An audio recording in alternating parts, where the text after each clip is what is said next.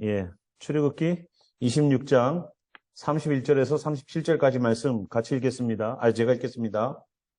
너는 청색, 자색, 홍색 실과 가늘게 꼰 배실로 짜서 휘장을 만들고 그 위에 그룹들을 정교하게 수놓아서 금 갈고리를 네 기둥 위에 늘어뜨리되 그 네 기둥을 조각목으로 만들고 금으로 싸서 네 은받침 위에 들치며 그 휘장을 갈고리 아래에 늘어뜨린 후에 증거궤를 그 휘장 안에 들여놓으라. 그 휘장이 너희를 위하여 성소와 지성소를 구분하리라.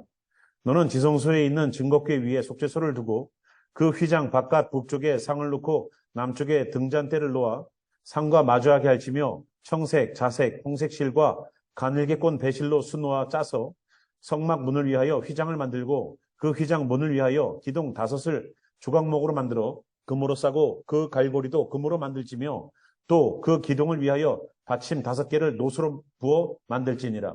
아멘. 예, 저희들 잠깐 저희 사진 볼게요. 이렇게 되어 있습니다. 자, 여러분들 이 사진에서 보시면 알지만 여기가 지성소와 성소를 나누는 휘장이에요. 그리고 여기는 메노라라고 하는 촛대가 있고요. 여기에는 떡상이 있습니다. 떡상에는 보시다시피 두 스택으로 쌓고 6개씩 12지파를 상징하는 의미로 그렇게 해놓습니다. 그리고 가운데에는 분향단이 있어요. 이 향단이 있습니다. 그리고 여기에는 케루빔, 그룹, 우리 성경에는 그룹이라고 나와 있어요. 영어로 그룹이 아닙니다. 케루빔이라는 히브리 단어예요.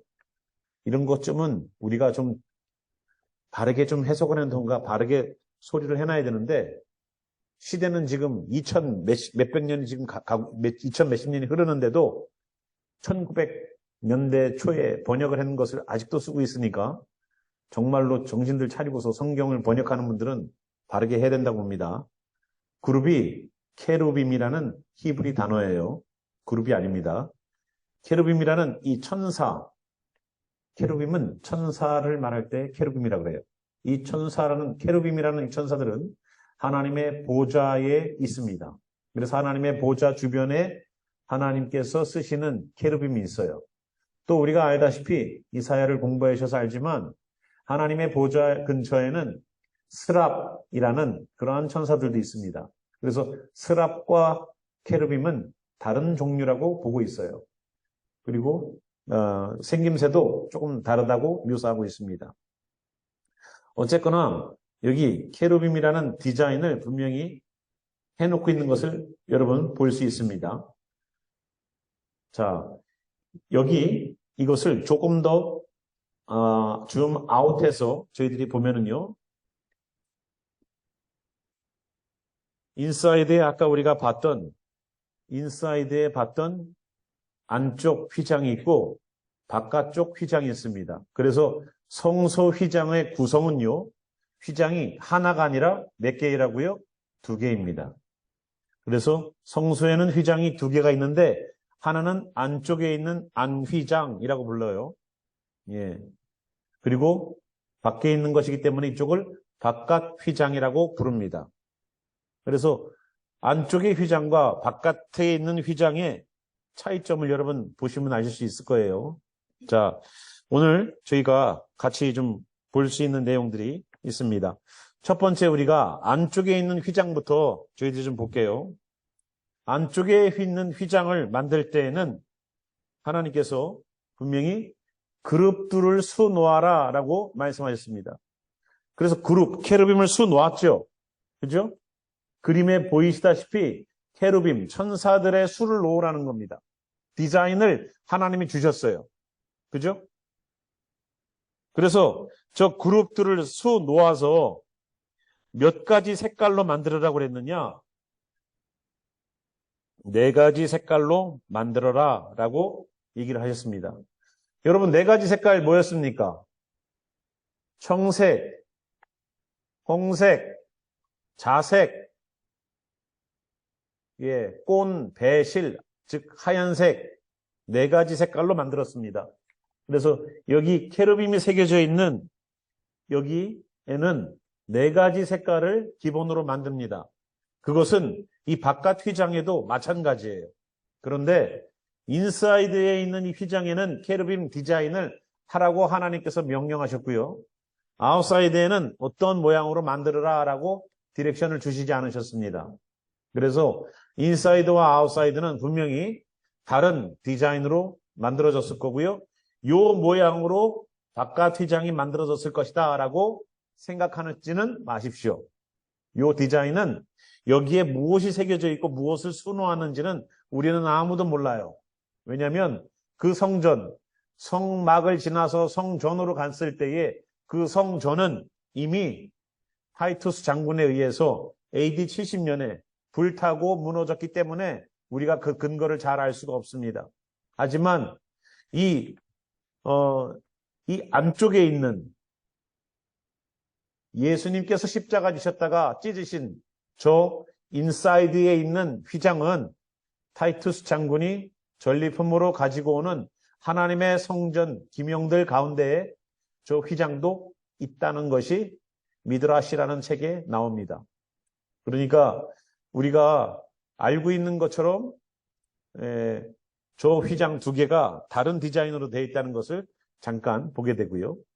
자, 그룹들을 수놓아서 하나님께서는 분명히 하나님이 계신 곳과 그리고 하나님이 계신 곳을 거룩하게 보존하기 위해서 하나님이 계신 곳 앞에는 케르빔을 두고 있다는 것을 우리가 좀 아시길 바라요. 케르빔은 어디 있다고요? 하나님께 나아가기 전에 있다는 겁니다. 아셨죠? 요거는 여러분들이 알고 계셔야 돼요. 케르빔은 어디 있다? 하나님께 나아가기 전에 있다. 여기 성막에만 해당되는 문제가 아닙니다. 여러분도 아시다시피 에덴 동산에도 그런 일이 있었어요. 케르빔을 하나님 두셨죠? 아담과 하와가 범죄하고 난 다음에 그들이 쫓겨난 이후에 하나님은 케르빔을 두셔서 에덴 동산과 생명나무로 오는 길을 막게 하셨습니다. 그죠? 그래서 그때에도 이미 케르빔이 하나님께 나아오는 것을 나오지 못하도록 블락하고 거리를 두고 하나님의 거룩하심 앞에 접근하지 못하도록 했다는 것을 우리가 알 수 있습니다. 두 번째는요, 우리가 눈여겨볼 게 기둥이 앞에 있는 것과 뒤에 있는 것이 차이가 납니다.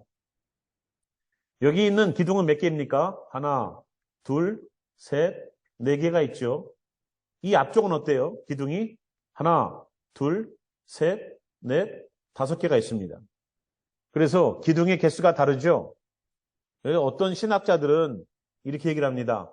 아, 저기는 인사이드이기 때문에 기둥을 놓을 수 있는 숫자를 이 앞에는 다섯 개이기 때문에 다섯 개를 놓을 수 있지만 이 안쪽은 인사이드이기 때문에 네 개밖에 못 놓습니다. 그러는데 마음 먹으면은요 10개라도 놓을 수 있어요. 하지만 4개만 놓게 하신 데에는 분명히 이유가 있습니다. 이 4라는 숫자는 땅을 뜻해요. 그래서 이 땅을 뜻하는 4라는 숫자가 왜 4가 땅을 뜻하는 숫자냐?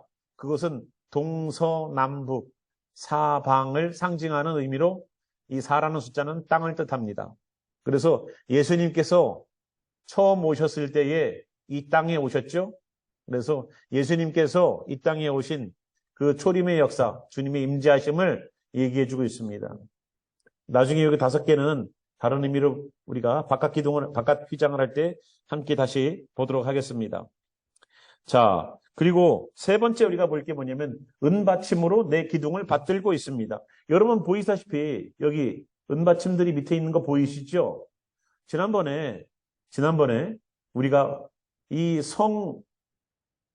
소를 만드는 이 금, 판넬, 그죠? 이거를 만들 때에 밑에는 다 뭐가 들어가요? 은받침이 들어갔습니다. 저 은받침 어디서 왔습니까? 저 은이 어디서 나왔다고요? 저 은이 어디서 나왔습니까?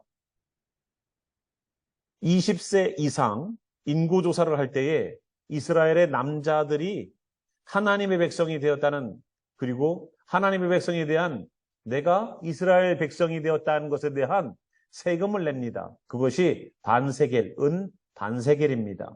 그래서 그 은 반세겔을 모아서 지난번에 우리가 이스라엘의 인구수 63,550명, 그것을 반세겔씩 모으니까 어떻게 돼요? 여기 성전에서 쓰이는 성전에서 이 받침으로 쓰이는 이 받침을 총 100개의 하나당 한 달란트씩이니까요. 100개의 달란트가 된다는 것을 우리가 지난 시간에 숫자적으로, 과학적으로 저희들이 생각해 봤었습니다. 기억나시나요? 그래서 이스라엘 백성들 인구 숫자와 성막에서 쓰이는 은 받침의 무게와 크기와 모든 것들은요, 정확하게 일치해요. 만약에 애굽에서 2명 더 나왔으면 안 맞아요, 숫자가. 얼마나 정확한지, 여러분, 성경은 얼마나 정확한지 무게와 크기와 개수와 수량까지 나온 인구 숫자와 똑같이 하셨다는 것을 우리가 봤습니다. 굉장히 놀라운 일이에요. 뭐 하나님에게 있어서는 뭐 그거 맞추는 것쯤이야 뭐 아무것도 아니죠. 그죠? 이 온 우주를 운행하시는 분인데 얼마나 치밀하시고 얼마나 정밀하셔야 되겠습니까? 자, 그래서 이 은받침 4개를 해놨는데 은받침은 뭐라고 말씀드렸죠? 은받침의 의미가 뭐였습니까? 은은 금과 함께 뭐를 상징합니까? 믿음을 상징한다고 그랬어요. 믿음을 상징합니다. 그래서 정금같이 나오고 은의 찍기를 제하는 그러한 이야기들을 성경에서 여러분 읽어보셨을 거예요. 우리 가운데 있는 죄악을 도말해버리고 나아가야지만 믿음이 생기는 거예요. 믿음은 그냥 생기는 것이 아니에요. 믿음은 교회 다니면 생기는 것이 아닙니다. 믿음은 내 안에 있는 죄악을 몰아내야지만 믿음이라는 것이 생기는 거예요. 그래서 주님, 내 죄를 도말하소서. 예수님의 보혈이 내 죄를 씻어주심을 나는 믿을 수 있을 만큼 주님 성령으로 내 죄를 드러내게 하시고 내 죄를 씻어주시는 역사들이 나타나게 하여 주시옵소서 하고 우리는 기도해야 돼요. 주님, 내 죄를 기억나게 하소서.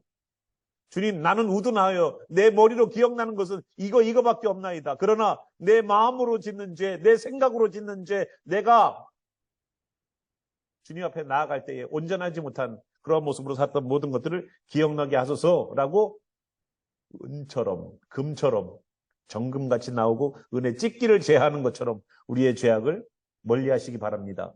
그래야지만 되는 거고요. 그 생명의 속전에 관한 이야기를 하면서 생명의 속전, 예수님도 생명의 속전이 신약으로 오면은 성전세로 바뀌어버립니다. 그죠? 성전세로 바뀌어버리는데 그 성전세를 받기 위해서 예수님께 나아왔던 성전세를 받기 위해서 예루살렘에서 성전이 어디 있습니까? 예루살렘이 있는데 성전세를 받기 위해서 가버나움까지 왔어요. 가버나움까지 와서 예수님의 제자인 베드로에게 당신의 스승은 성전세를 안 냅니까? 하니까 낸다 하고 예수님께 갔어요. 예수님께 가서 그랬더니 예수님이 질문을 받기도 전에 말씀하시죠. 세금은 누구한테 걷느냐? 아들에게냐? 아니면은 손님 다른 사람들에게냐? 타인에게입니다. 그러면 아들은 낼 필요가 없네? 그런데 나는 내겠다. 이 나라의 왕인 하나님의 아들이지만 내가 내겠다. 그래서 베드로야, 네가 가서 물고기를 낚시해서 처음 올라오는 물고기의 입을 열어봐라. 거기에 한 세겔이 있을 거야. 그거를 가지고 나와 너를 위하여 내라라고 예수님이 말씀하셨어요. 예수님께서 베풀어 주신 기적으로 인하여서 베드로가 성전세, 하나님의 백성이 되었습니다. 이스라엘 백성이 되면 무조건 성전세를 내야 돼요. 그걸 누가 내주셨어요? 예수님이 해주셨어요. 이 생명의 속전은, 베드로의 생명의 속전은 예수님이 내주셨다고요. 잡아온 거는 베드로지만. 하나님 나라 갈 때 하나님 나라 백성이 내는 것은 그냥 하나님 나라의 백성이 내는 것이 아닙니다. 우리의 구원과 연관이 되어 있지만 이 구원이라는 것은 더 복잡해요. 더 복잡해요. 뭐 어떻게 복잡하냐?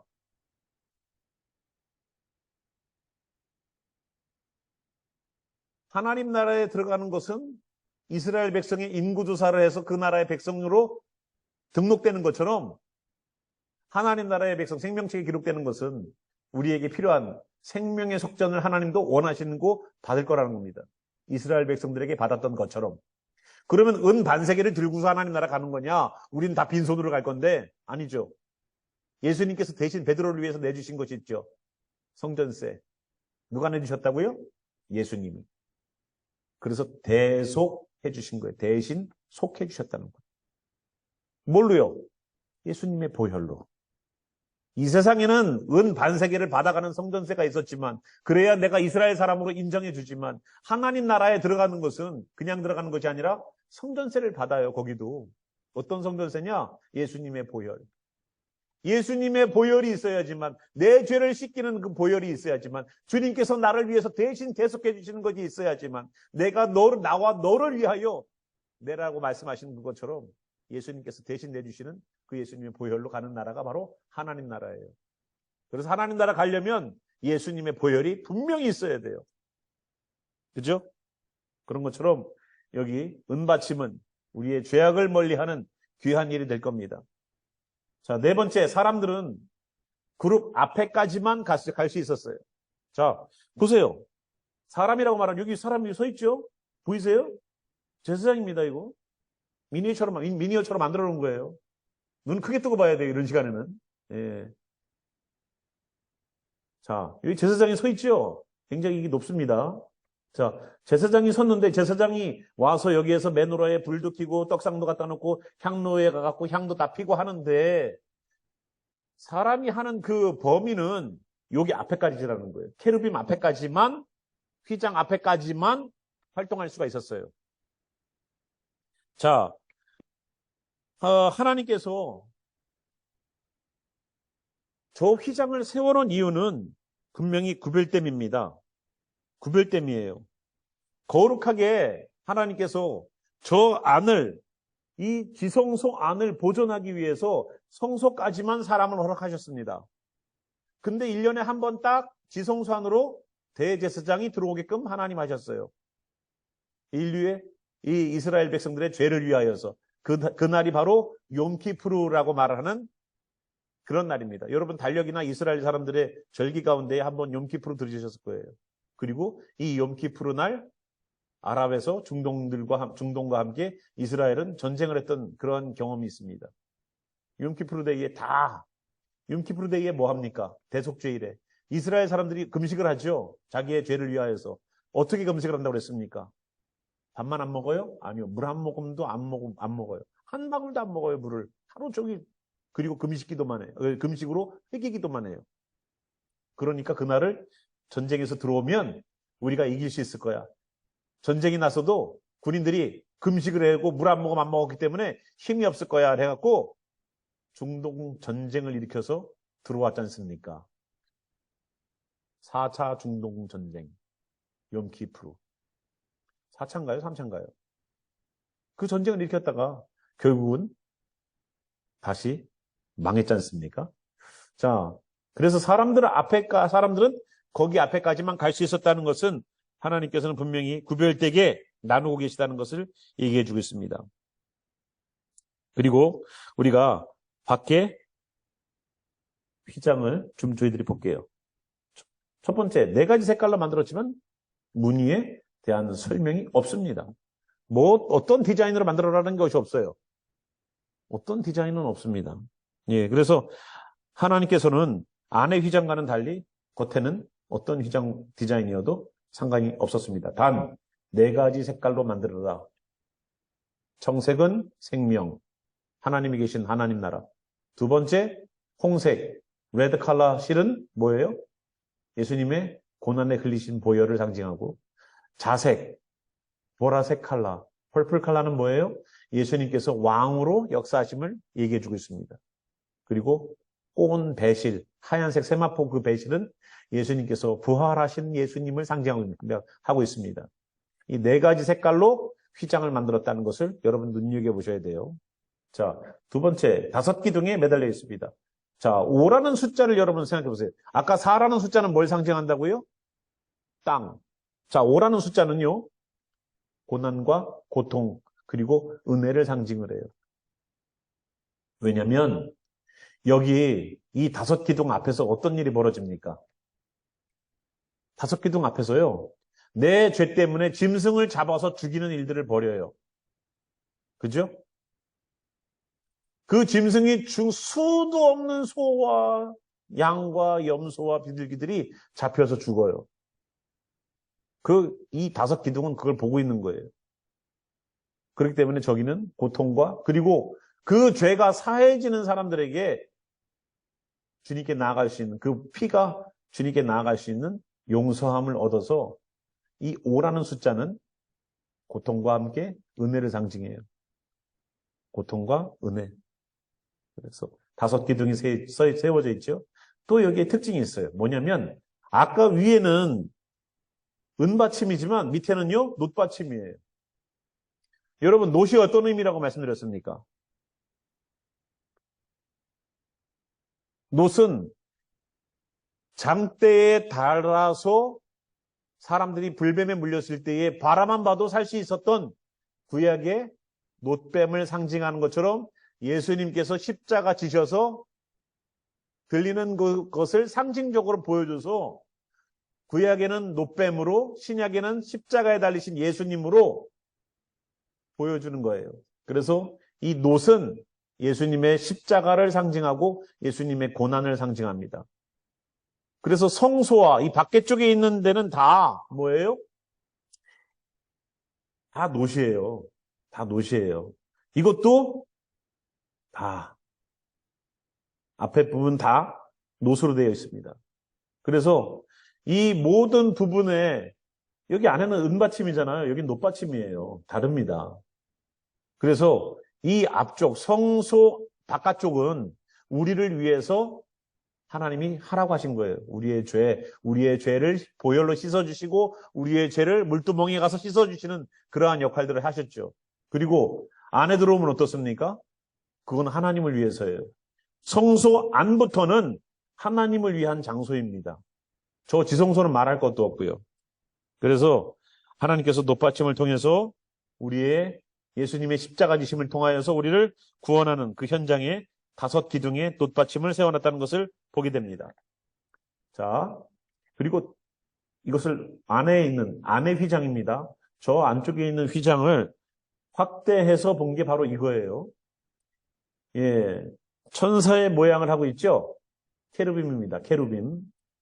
자, 성소 휘장의 의미. 이 성소 휘장이라고 말하는 것은 안쪽 휘장을 말합니다. 첫 번째, 하나님과 막힌 죄의 담을 상징해요. 여러분, 케루빔이 세워져서 그 하나님이 계신 지성소와 사람이 있는 성소가 구별되죠. 그죠? 뭐 때문에? 케루빔 때문에, 휘장 때문에. 창세기 말씀을 저희들이 함께 보면은요. 33장 22절에서 24절 말씀 보면 여호와 하나님이 이르시되 보라 이 사람이 선악을 아는 일에 우리 중 하나같이 되었으니 그가 그의 손을 들어 생명나무 열매도 따먹고 영생할까 하노라 하셨다는 거예요. 에덴 동산에 있는 중요한 나무가 2개 있습니다. 뭐죠? 선악과와 생명나무였었어요. 아담과 하와는 생명나무를 먹을 수 있었을까요? 못 먹었을 수 있을까요? 생명나무를 먹지 말라는 얘기는 성경에 없어요. 그 대신 먹지 말라는 게 딱 하나가 있었습니다. 선악과예요. 선악과는 먹으면 안 돼요. 생명나무는 언제든지 먹을 수 있었어요. 그죠? 그러면 생명나무에서 내가 병들었거나 아프거나 정말로 죽을 것 같은 상황이면 생명나무 열매를 먹으면 되는 거예요. 그런데 인간이 죄를 범하고 나니까 에덴 동산에서 쫓아냈을 뿐만 아니라 그들이 다시 돌아와서 생명나무를 먹을까 해서 하나님이 막아놓으신 거예요. 손을 들어 생명나무 열매도 따먹고 영생할까 봐. 영생할까 봐. 생명나무는 우리로 하여금 영생할 수 있게 하는 길이 될 겁니다. 여호와 하나님이 에덴 동산에서 그를 내보내요. 그의 근원이 된 땅을 갈게 하시니라. 이같이 하나님이 그 사람을 쫓아내시고 에덴 동산 동쪽에 그룹들, 여기 그룹 나오죠? 케루빔들과 두루 도는 불칼을 두어 생명나무의 길을 지키게 하시니라. 몰래 들어와서 생명나무를 따먹고 갈까봐 에덴 동산에 들어오지도 못하게 하고 생명나무로 오는 그 길을 접근을 차단하기 위해서 케루빔을 두었을 뿐만 아니라 그 가운데에 불칼을 뒀다는 겁니다. 여러분, 그 불칼이 어떤 건지 여러분 보시려면 워싱턴 DC 백악관 앞에 가면 불칼처럼 보이는 뭔가가 있더라고요. 그죠? 사진으로 보세요. 뭐 가볼 생각하지 마시고, 예. 정말로 그런 불칼이 돌아다닐 것 같다. 예? 그런 생각을 해봅니다. 그런데, 자, 케르빔이 어디 있다고요? 지성소 앞에 있어요. 그리고 케르빔이 어디 있다고요? 생명나무 앞에 있어요. 자, 케르빔, 그러면 반대로, 케르빔 안쪽에는 뭐가 있을까요? 하나님이 계시겠죠. 케르빔이 어디 있다고 그랬습니까? 처음에 제가 설명드릴 때. 케르빔은 하나님의 보좌 앞에 있다고 말씀드렸죠. 그러면 케르빔이 에덴 동산에서 지키고 있었던 것은 생명나무인데, 그러면 이 생명나무는 무엇을 상징할까요? 생명 주시는 예수님을 상징하겠죠. 우리에게 영생을 주시는 예수님을 상징하겠죠. 자, 생명나무를 먹으면 어떻게 돼요? 안 보이시나요? 글씨가? 하모님 다음에 더 크게 만들어서요, 글씨를. 생명나무를 먹으면 어떻게 되냐면 영생하게 돼요. 우리가 어떻게 영생하게 됩니까? 누구 때문에 영생하는 거예요, 우리는? 예수님이에요. 그러니까 예수님이 생명나무라고요. 예수님이 생명나무 열매예요. 그러니까 예수님을 믿으면 영생을 얻는 거예요. 그래서 그거를 못 따먹게 하는 거예요. 언제까지? 예수님이 십자가 지실 때까지. 그런데 그 케르빔 뒤에는 하나님이 계셨다는 것을 우리가 보게 된다면 생명나무의 예수님도 하나님이라는 거예요. 예수님이 어떻게 하나님이에요? 예. 예수님은 격이 다른, 위가 다른 3위 중에서 두 번째 위격인 예수님, 세 번째 위격인 성령님. 이 위격이라고 그러면 레벨로 생각하기가 쉬워요. 그게 아니에요. 하나의 본체에 브랜치가 세 개인 것처럼 같은 물질입니다. 그러니까 성부, 성자, 성령은 한 분이세요. 영으로 계신 분입니다. 단지 그 영이 육신을 입고 피지컬리 바디를 입고 오신 분이 예수님이에요. 그리고 우리에게 임재해 주신 하나님의 영이 성령입니다. 그러니까 하나님의 나라와 여기는 브랜치예요, 브랜치. 여기도 이 교회라는 것도 하나님의 나라의 브랜치예요. 자, 그래서 우리가 휘장에 관한 이야기들을 저희들이 보면서 하나님께서 구별되게 우리가 잘못했을 때에는 하나님이 케르빔을 통해서 담을 세워놓는다는 것을 우리가 봤었죠.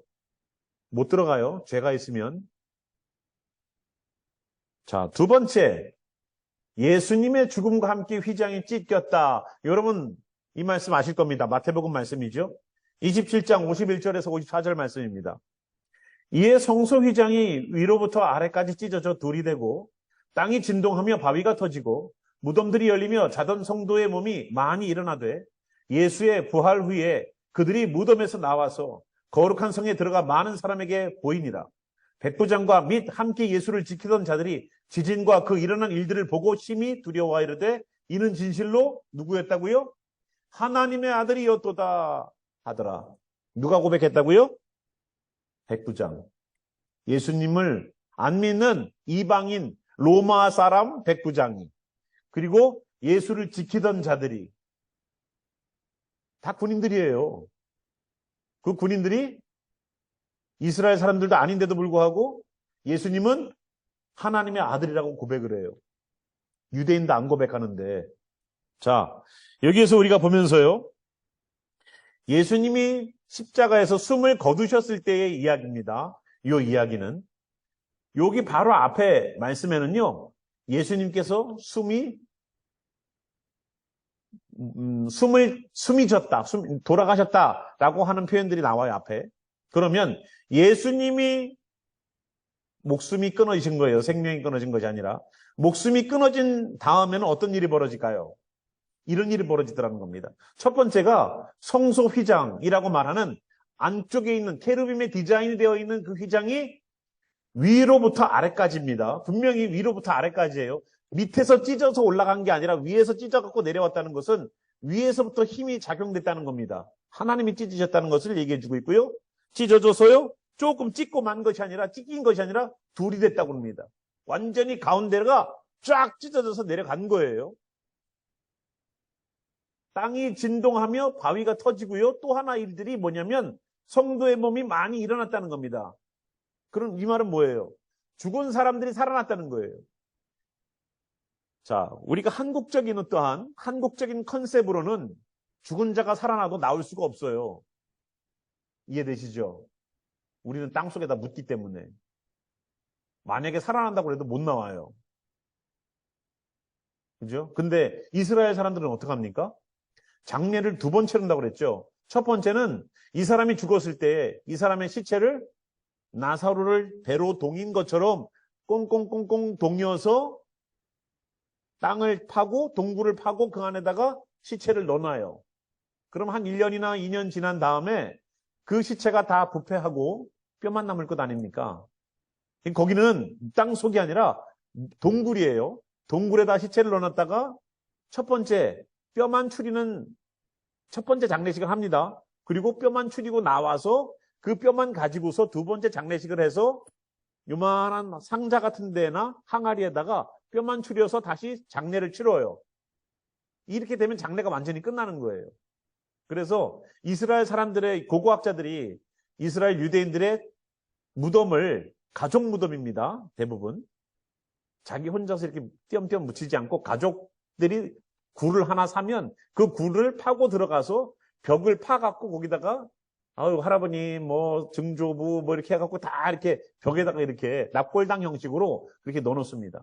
두 번째 장례. 그래서 예수님도 장례를 치르기 이제 처음에 장례를 치르고 나서 세마포를 입혀서 동굴에 넣어놨죠. 그런 것처럼 그렇게 넣어놨기 때문에 여기서 말하는 내용들을 여러분 이해하실 겁니다. 무덤이 열린다는 것이 땅이 무슨 로봇 태권브이 나오듯이 그냥 촥 열리는 게 아니라 거기가 돌문으로 막아놨던 그 동굴을 막아놨던 돌문이 깨지고 무너지고 굴려가서 오픈되더라는 겁니다. 그렇게 무덤이 열리고 그리고 잠을 자던 죽었다고 안 하고요. 자던 성도는요. 죽는 게 아니라 뭐예요? 자는 거다. 성도는 뭐라고요? 죽는 게 아니라 잔다. 혹시 우리가 죽더라도 잔다라고 생각하세요. 자, 많이 일어났대요. 예수님이 죽고 나서 나타나는 현상이 뭡니까? 죽은 자들이 살아나더라는 겁니다. 예수님의 죽으심이 우리를 살리는 원동력이 되더라는 거예요. 예수님 죽으셨죠? 완전히 죽으셨죠? 그래서 우리는 살 수 있는 거예요. 이미 이 사람들이 보여줬어요. 아, 우리가 죽어서 언젠가 주님 다시 볼 날이 있다. 그건 물론 죽어서 우리의 영혼이 가겠죠. 그러나 언젠가 우리들의 육신도 다시 살아나서 우리가 주님께 나아가는 그러한 일이 있을 겁니다. 육신을 입어야 돼요. 자, 육신은 썩어지고 영혼은 소멸된다라고 믿었던 사람들이 누군가요?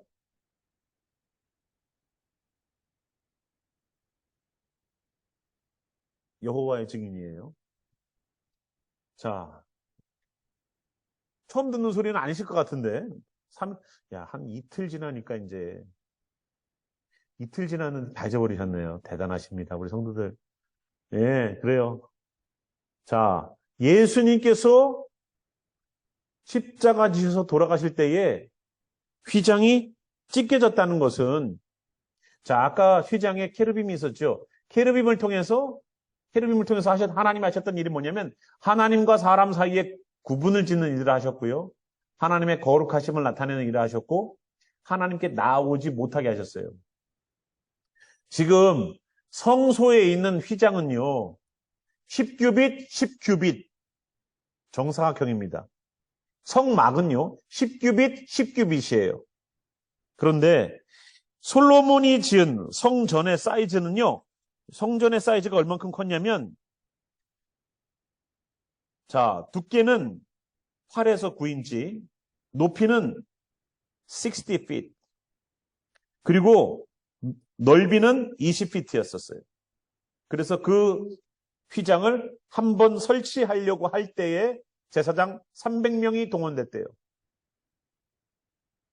그런데 여러분, 저 휘장이 돌로 찢어졌죠, 이렇게.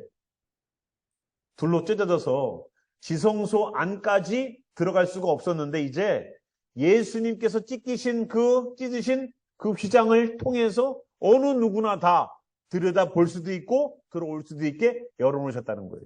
누구에게? 하나님에게. 그래서 누구를 대신해서 하나님께 가는 게 아니라 누구나 다 하나님께 갈 수 있도록 예수님이 길을 여셨어요. 그래서 우리 신부님 필요해요? 안 필요해요? 목사님 나 이거 놓고 기도해 주세요. 목사님께 기도 부탁 안 해도 여러분들이 기도할 수 있어요. 그죠? 사제나 성직자에게 내 기도 제목을 안 내놓고 내가 디렉틀리 내 죄에 대해서, 디렉틀리 내 문제에 대하여서, 디렉틀리 내 상황에 대해서 기도할 수 있다는 것, 휘장을 찢으셨다는 거예요. 성경이 얘기해주고 있어요. 이제 제사장도 필요 없어요. 하나님께 나아가는데 내 죄를 들고 그대로 예수님의 보혈 의지해서 나아가면 됩니다. 오늘도 예수님께서는 내 죄를 위하여서 씻어주시고 열어주시는 귀한 역사가 일어나지 않습니까? 그래서 하나님께서 저 휘장을 찢으심으로 말미암아 하나님께 담대히 나아갈 수 있는 길들을 여셨어요. 또한 예수님께서 저 휘장을 찢으실 때에 죽은 자들이 살아났다는 것을 볼 수 있게끔 하셨습니다. 자, 아까 케루빔, 창세기 우리 다시 돌아와서 보겠습니다. 케루빔이 찢어졌어요. 그런 의미는 뭘까요? 그러면 창세기의 말씀으로 비교해 본다면 케루빔이 맡고 있었던 것은 뭐였습니까? 생명나무였지 않습니까? 이제 그게 찢겼다고요. 누구 때문에? 예수님 때문에. 그래서 예수님을 믿는 생명나무를 취득할 수 있고 먹을 수 있도록 예수님이 길을 여셨어요. 그래서 예수님을 믿는 사람들은 아까 본문 우리 첫 번째 말씀 나오는 것처럼 그 생명나무의 열매를 먹으면 어떻게 된다고요? 영생할 수 있도록 하기 때문에 하나님이 영생 못하도록 생명나무를 못 먹게 하셨어요. 근데 이제 예수님이 그 휘장을 찢으심으로 말미암아 그 휘장에 그려져 있는 케루빔을 가르셔서 지성소 안으로 들어갈 뿐만 아니라 우리가 생명나무를 취득할 수 있도록 길을 여셨고 그 생명나무를 취득한다는 것은 하나님과 만날 수 있는 기회가 제공됐다는 거예요. 우리가 영생을 얻을 수 있다는 것은 그냥 예수님 믿으면 영생하지, 구원받지, 그런 어떠한 말뿐만이 아니라 실질적인 증거들이 하나님께서 말씀 통하여서 실질적으로 예수님께서 휘장을 찢으심을 통하여서 실질적으로 예수님의 죽으심 가운데에 살아나는 사람들을 통하여서 증거하셨어요. 나를 믿어라. 그럼 생명나무를 접근할 수 있고 생명나무 열매를 먹게 돼. 나를 통하니까 내 보혈이 흘려지니까 죽은 자들이 살아났잖니. 무덤문이 열리고 죽은 자들이 살아났잖니. 이미 예수님께서는 보여주셨어요. 그래서 여러분 휘장을 찢고 예수님께서 십자가 지신 거 휘장을 찢으시는 일들은 우리에게 생명나무로 가는 길들을 열어놓으셨다는 것을 의미합니다. 이제 우리는 영생의 조건들을 갖추고 주님 나라 갈 수 있는 그런 사람들이 된 거예요. 예수님 때문에. 구약에 있던 사람들이 경험해보지 못했던 그 예수님. 아무리 모세일지라도 하나님의 많은 능력들을 체험하고 경험했지만 그가 하나님께 받은 율법 때문에 수많은 사람들을 율법으로 말미암아 죄인을 만들었을 뿐이지 복음을 통해서 그들이 죄를 고백하고 주님께 나아갈 수 있는 길을 만들지는 못했어요. 모세일지라도. 우리는 예수님 이름 부르며 예수님 보혈을 의지하고 모세보다도 더 가깝게 예수님 이 안에다가 두셨지 않습니까? 뗄래야 뗄 수 없잖아요. 어떻게 우리들 마음속에 들어와 있는 예수님, 우리 마음속에 들어와 있는 성령님을 어떻게 분리해내겠어요? 아무리 공산주의자라 할지라도 예수님을 믿는다는 이유만으로 아우지 탄광으로 잡아가서 노동교화형을 가지고 아침 새벽에 해 뜨기도 전부터 들어가고 해 진 다음에 그 막장에서 나온다 할지라도 우리 마음속에 있는 예수 그리스도를 빼앗을 수 없어요. 성령님으로 내주하시니까 얼마나 감격이고 놀라운 일입니까? 생명나무의 생명의 역사에 영생의 역사를 빼앗을 사람이 없어요. 그러한 예수님이 우리에게 주인 되어 주신다는 것은 얼마나 큰 축복인지 모릅니다. 자, 우리 세 번째 예수님의 육체를 상징합니다. 휘장은요 예수님의 육체를 상징해요. 히브리서 말씀 보니까 그 길은 우리를 위하여 휘장 가운데로 열어놓으신 새로운 살길이라는 겁니다. 근데 그 살길이 뭐예요? 휘장은 곧 그의 육체니라. 예수님은 십자가를 지셔서 자기의 몸을 찢으신 것처럼 휘장을 찢으신 그 휘장은 바로 예수님이라는 거예요. 예수님이 자기의 몸을 찢어서 생명나무로 접근하게끔 하신 것처럼 영생을 얻게끔 하신 것처럼 휘장을 찢는 그 일들을 예수님이 육체를 찢는 것처럼 그 휘장이 찢기는 그것 때문에 지성소 안에 있는 하나님께까지 나아갈 수 있는 길을 여셨다는 겁니다. 히브리서 저희들이 이제 이번 달에 히브리서 계속 공부하지 않습니까? 이 히브리서가 얼마나 깊은 얘기인지 몰라요. 저희가 큐티하고 넘어가지만 이거는 한 절 한 절 설교를 해갖고 뜯어보고 해야지만 그 깊이와 맛들을 조금 알 수 있지 않은가 생각합니다. 죄로 담대었던 그 장소에 케루빔이 있었고, 이 지성소와 성소, 거룩한 하나님과 거룩하지 않은 사람을 구분해내는 그 장소에 휘장이 있었어요. 케루빔이 새겨진 휘장. 그래서 그 모든 장소에 예수님께서 찢으시고 열어놓으셔서 들어가게 하셨고, 예수님께서 그 가운데에 주님께 나아갈 수 있는 길들을 여셨습니다. 히브리서 말씀들을 저희들이 좀 더 보게 되면은요, 히브리서 10장 18절에 보니까 이것들을 사하셨은즉 다시 죄를 위하여 제사 드릴 것이 없느니라. 이제 제사를 통해서 하나님께 나아가 죄사함을 얻는 것이 아니라고 10장 18절에 말하고 있습니다. 또 10장 19절에는요 이런 말씀이 있어요. 예수께서 10장 19절에 이런 말씀하셨어요. 그러므로 형제들아 우리가 예수의 피를 힘입어 성소에 들어갈 담력을 얻었나니. 성소라고 말하는 것은 성소가 아니라 저 지성소를 말하는 거예요. 그러니까 지성소로 나아갈 담력을 얻었대요. 누구 때문에? 예수님 때문에. 그래서 우리는 예수님께서 십자가 지심과 휘장이 찢김과 그 위에 있는 케르빔의 역사가 그냥 있는 게 아니에요. 그냥 하나님이 구약에부터 케르빔을 거기다가 술을 놓아라라고 그냥 말씀하신 것이 아니에요. 그 케르빔이 상징적으로 분명히 얘기하고 있기 때문에 그렇습니다. 생명나무에 접근할 수 없는 그것을 접근하게 하시고, 이제 생명나무에서 마음껏 예수의 보혈 때문에 우리의 죄를 씻는 것 때문에 영생할 수 있도록 길을 여신 주님의 역사가 이제 보장된 거예요. 얼마나 감사합니까? 오늘 휘장이 찢기는 이야기들을 저희들이 했습니다. 예수님께서 우리에게 자기의 몸을 찢으시고 휘장을 찢으시는 그 일들을 통해서 새로운 살 길을 여셨어요. 새로운 살 길. 예수님의 육체가 찢어지는 걸 통해서 새로운 살 길이 열립니다. 우리는 결국 예수님 때문에 영생하고 예수님 때문에 다시 살아나고 예수님 때문에 영원한 나라에서 거할 거예요. 예수님 잃어버리지 마세요. 오늘도 휘장을 우리가 배웠지만 하나님께 나아가기 바로 전에 예수님께서 육신이 되어주셔서 그 휘장을 찢으셔서 우리를 그 안에 하나님의 나라로, 영원한 나라로, 영생이 있는 나라로, 생명이 있는 그 나라로 들어갈 수 있도록 길을 여셨다는 것을 여러분 명심하시기 바랍니다. 그래서 오늘 우리는 그냥 신앙생활하는 것이 아니라 정말로 휘장에 있는 그 케르빔을 찢으신 예수님처럼 오늘도 감사함으로 주님께 나아가는 우리가 되기를 바랍니다. 네, 오늘 말씀은 여기서 마칠게요.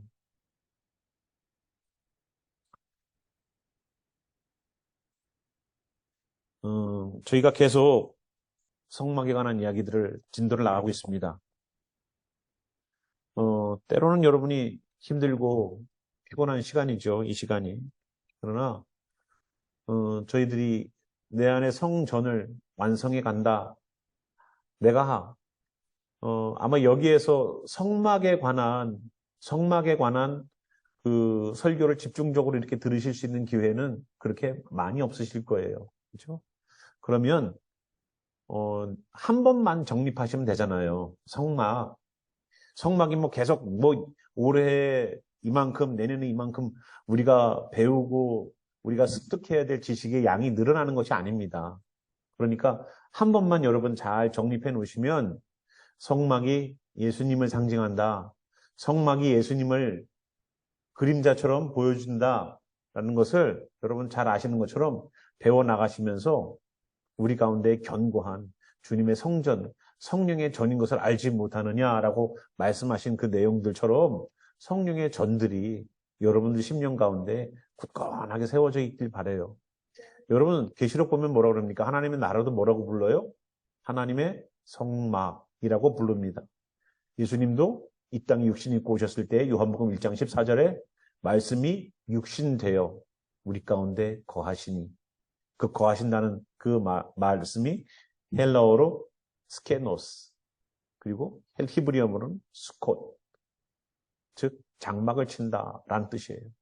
성막을 친다는 뜻이에요. 예수님이 오셔서 육신을 입고 우리 가운데 오셨던 이유는 우리 가운데에 예수님의 장막에 같이 거하라고 우리를 초대하기 위해서 오신 거예요. 예수님의 말씀 가운데, 예수님의 치유함 가운데, 예수님이 회복하심 가운데, 예수님 죄사함 가운데 들어올 수 있도록, 어이구 밖에 비가 많이 온다, 이 텐트 안으로 들어와라 하고 데리고 들어오시는 것처럼 우리를 죄악이 만연한 이 세상에서 주님의 품으로 오라고 주님께서는 길을 여셨어요. 이제는 성령님이 오셔서 우리들 마음, 심령 속에 성령님으로 내주하시면서 우리 가운데 역사하세요. 영원히 생명나무 먹고 영생할 수 있는 길들을 같이 찾아가자. 그러니까 여러분들 힘내셔서 오늘도 휘장을 찢으신 예수님의 십자가 지심이 오늘도 우리에게 역사함이 있기를 바라요. 주님, 휘장이 찢어졌네요가 아니라 예수님이 죽었기 때문에 찢어진 휘장이고요.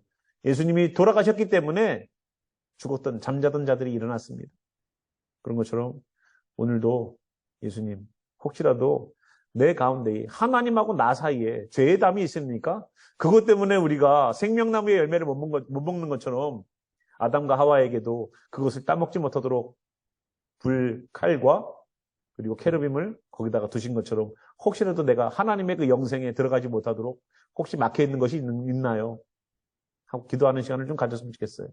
여러분들 개인 기도하실 때에 주님, 내가 주님께 나아가는데 혹시라도 케르빔을 딱 앞에 두셔서 나와 하나님 사이에 막힌 담이 있나요?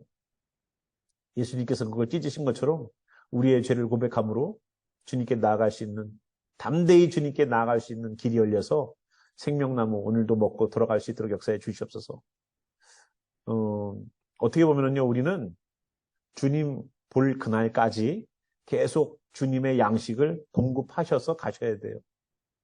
여러분, 예전에 할머니들이 그런 얘기 가끔 하시죠. 오래 살면 뭐하나. 늙으니까 빨리 죽어야지.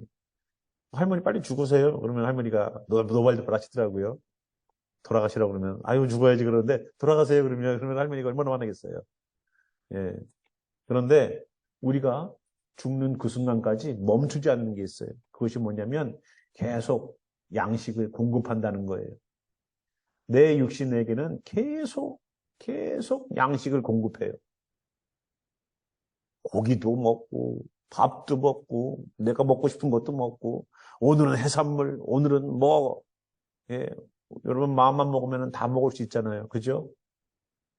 그러나 계속 넣어요. 그래야 사니까. 언제까지? 내가 숨을 멈추는 그날까지. 근데 영적인 양식은 하루 안 먹어도 그만, 이틀 안 먹어도 그만, 일주일 안 먹어도 그만. 아니에요. 보이지 않는 영이라고 해서 양식 공급을 중단하지 마십시오. 보이지 않는 영적인 것 계속 공급해야 돼요. 예수님이 첫 번째, 광야에서의 첫 번째 시험을 통과하실 때에, 마귀에게 시험 받으실 때에 얼마나 배고프셨을까요? 40일 동안 금식하셨으니까. 그러니까 마귀가 너무 잘하는 거예요. 예수님의 능력 정도면 아무것도 없는 데서도 빵이 있으라 그러면 빵이 있을 판인데 돌덩이까지 주면서 이제 이 돌덩이를 가지고서 빵을 만들어 드시오.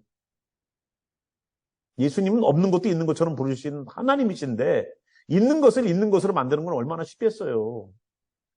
그 대신 예수님 뭐라고 하셨어요? 사람이 빵으로만 사는 게 아니야. 하나님의 입으로 나오는 말씀으로 살지. 빵만 먹고 사는 게 사람이야? 아니야. 진짜 사람은 하나님의 말씀으로 나오는 양식, 하나님 말씀을 가지고 양식을 삼아서 먹고 사는 사람이야. 그 말에는요, 여러 가지 뜻이 내포되어 있어요. 밥을 날마다 먹는 것처럼 하나님의 양식을 날마다 먹으면서 가는 것이 하나님의 사람이지라는 뜻도 담겨져 있어요.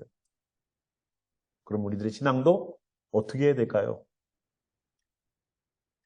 시간 될 때에, 짬 날 때에, 먹고 싶을 때에, 뭔가 헛헛할 때에, 문제가 생겼을 때에 주님 이름 부르면서 나와서 문제를 해결하기 위한 수단으로 찾거나 오늘도 내가 뭔가가 여유가 있어서 환경이 되어서 주님을 만나려고 한다거나 이런 게 안 된다는 거예요. 여러분 식사하실 때 아유 제가 작정을 하고 시간을 내야지 밥 한번 먹지요. 그래요? 바쁘면은 김밥이라도 들고 가면서 이렇게 뜯으면서 가더라고. 빵이라도 들고 먹으면서 가더라고요. 내 양식은. 근데 하나님의 양식은 여러분 그 정도로 사모하셨어요? 나 하나님 나라 간다고 다들 준비하는 분들 아닙니까, 우리? 하나님 나라를 준비하는 입시생들 아니에요? 입시생들? 대학 가려고 준비하는 학생들처럼 주님 나라 들어가기 위해서 준비하는 분들 아닙니까, 우리가? 모두 다? 저뿐만 아니라 이 애들도 다. 그러면 왜 양식을 공급하지 않고 있어요? 왜 여기에 주님의 성령의 전인 것을, 왜 여기에 생명나무의 생명과실을 계속 공급하지 않으면서도 나는 영생할 거라고 생각합니까? 한 번 먹으면 끝나요? 양식이 한 번 먹으면 끝납니까? 밥을 일주일치 하루 배 터지게 먹고 나면 그다음부터는 배 안 고파요? 저는 진짜 배부르게 먹은 그 다음 끼가 더 배고프더라고요. 그래서 물어봤더니 뱃고래가 늘어나서 다음 끼니에 그것이 소화돼서 배가 더 붑니다. 그러더라고요. 들어보니까 맞더라고요. 많이 먹은 날, 그 다음 날이 더 배고파요. 그런데 영적인 양식은 어떻게 공급하고 계세요? 정말로 하나님 나라 가시려고 영생을 우리가 염두에 두고 있다면 우리의 공급 또한 지속적으로 해야 된다는 것을 우리는 알아야 됩니다. 뜨문뜨문 시간 날 때, 여유 있을 때 아니요. 저도 목회자 자녀로 살면서 때로는 저희 집에 떏거리가 충분하지 않았던 때도 있었던 것 같아요. 부모님이 뭐라고 말씀을 안 하시니까 몰라요. 하지만 나오는 양식들은 지금 커서 우리가 그때 이렇게 먹고 살았지 하고 돌아보면 넉넉하지 않았구나라는 것을 지금은 알아요. 그때는 부모님이 주는 거 그냥 먹고 살았으니까 국수를 끓여주면 국수를 먹고 라면을 끓여서 나눠 먹었으면 라면 하나 끓여갖고 나눠 먹고 그렇게 살았으니까. 근데 계속 먹었더라고요. 지금까지 계속 먹었더라고요. 근데 영적인 양식은 우리가 어떻게 먹습니까? 성전 세워간다고 말하면서 주님의 성전 세워간다고 말하면서 왜 우리들 속에 있는 양식은 뜨문뜨문 공급하고 어떨 때는 먹지 말아야 될 것도 주워 먹으면서 세상의 거 다 즐길 거 즐기고 입시를 앞둔 학생이 TV 볼 거 다 보고 친구들이랑 놀러 갈 거 다 놀고서 어떻게 좋은 성적을 거기를 소망해요? 과감하게 내가 몇 년간은 내가 진짜 머리 빡빡 밀고 내가 진짜 이거에 진짜 집중하리라. 전화 오는 친구 있으면은 야 2년 후에 만나자, 3년 후에 만나자. 그렇게 그냥 단절하고서 내가 내 거에 집중하는 그런 입시생들인데 하나님의 나라는 예수님만 믿으면 그냥 통당하고 들어가시는 그런 쉬운 나라예요?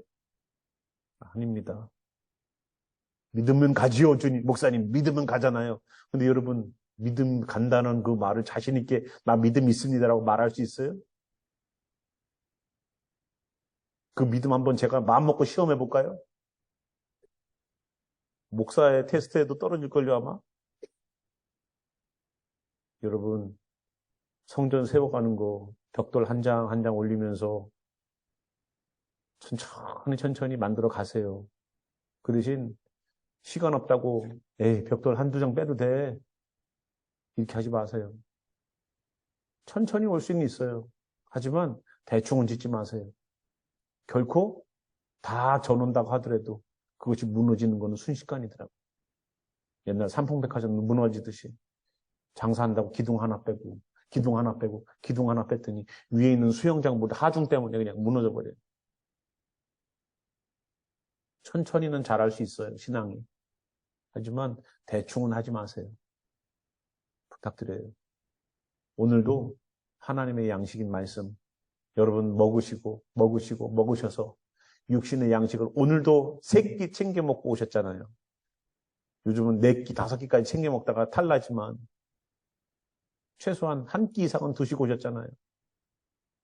영적인 양식도, 큐티도 하고, 기도도 하고, 찬양도 하고, 영적인 양식 공급하셔야지. 주님 나라 가는 힘이 그날까지 저력이 나올 것 아닙니까? 주님 볼 날까지 영적인 양식 공급하면서 예수님 말씀하신 것처럼 사람이 빵으로만 사는 것이 아니다라는 그 말씀 분명히 다시 한번 묵상하시고 오늘 이 휘장 배운 것도 여러분에게 양식되어셔서 성전을 만드는 데에 귀한 배움이 되는 시간이 되셨기를 바랍니다. 기도하시면서 여러분 나가시기 바라요. 기도하고 여러분 개인 기도로 들어가시면 되겠습니다.